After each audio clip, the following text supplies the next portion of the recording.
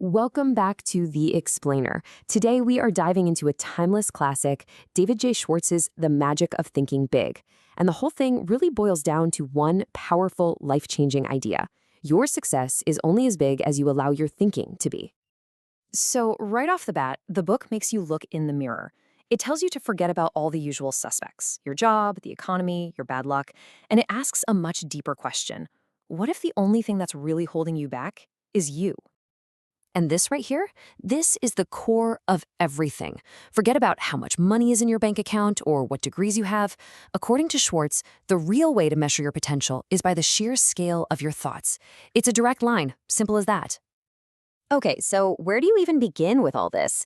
Well, it all starts with the foundation, the absolute bedrock of success. Before you can do anything, you have to truly, deeply believe that you can. Schwartz gives us this really great visual to work with. He says to picture your mind as a busy factory, churning out thoughts 24/7. And inside this factory, you've got two foremen who are constantly fighting for control. And this just nails that internal tug of war we all feel, right? On one shoulder, you have Mr. Triumph, who's busy producing all the evidence for why you can and will succeed. But on the other, you've got Mr. Defeat, who specializes in manufacturing every possible reason you're going to fail. The foreman you give more work to is the one who runs your life. You know, this isn't just some fluffy motivational quote. It's literally the engine that makes things happen. See, belief isn't just a passive feeling. It's an active force.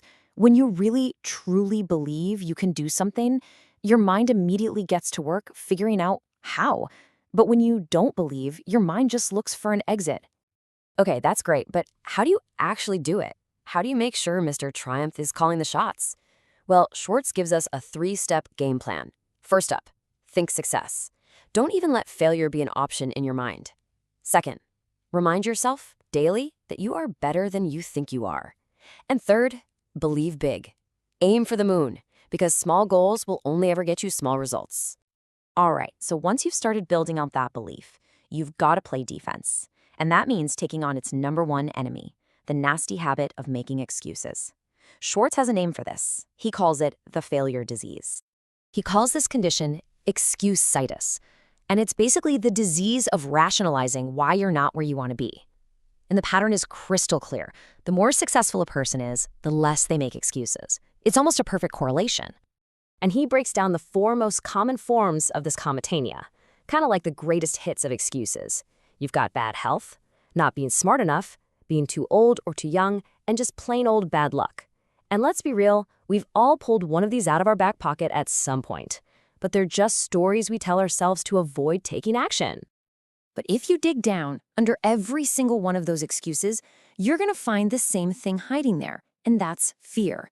Fear of failing, fear of what other people will think, fear of the unknown. It's the real enemy that keeps us stuck. But the good news is, the cure for this widespread fear is, well, it's actually beautifully simple. You don't think your way out of fear, you act your way out of it. Hesitation and waiting around, that's just food for your fear. But taking that first step, no matter how small, that starves it of its power. And that idea of acting your way out of fear leads us straight into the third major principle of the book. Because it's not enough to just beat fear once in a while. The real secret is to replace that old habit of hesitating with a brand new habit of taking action. Schwartz basically splits the world into 2 types of people. You've got your activationists, these are the doers, the people who actually make things happen. And then you have the passivationists, the people who are always waiting for the perfect moment. Which, let's be honest, never really comes. You gotta ask yourself, which one are you?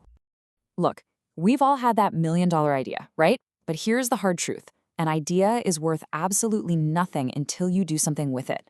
A pretty good idea that you actually execute is infinitely more valuable than a genius idea that just stays in your head.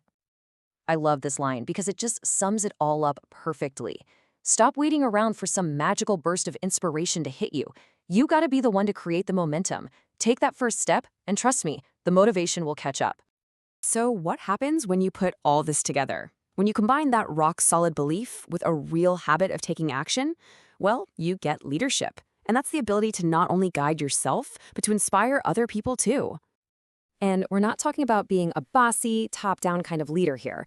It's about a mindset built on 4 key things: really understanding where other people are coming from, always treating people with respect, constantly pushing for things to be better, and taking quiet time to think and recharge. A huge piece of this leadership puzzle is about being the architect of your own environment. What does that mean? It means you have to go first class.